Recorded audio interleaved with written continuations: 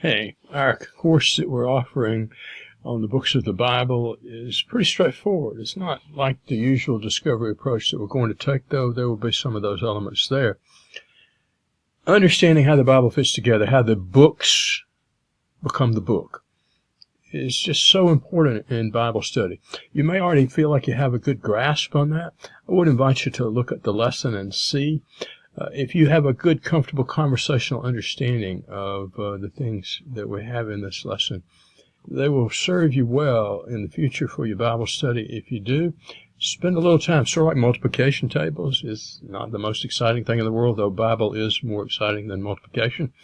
If you take the time to be able to speak of these things in a conversational manner, it will help your individual understanding, and it will help your ability to work with other people in helping them to see the treasures there in the Bible. So I invite you to take this and see how you like it and see how it might help your Bible study.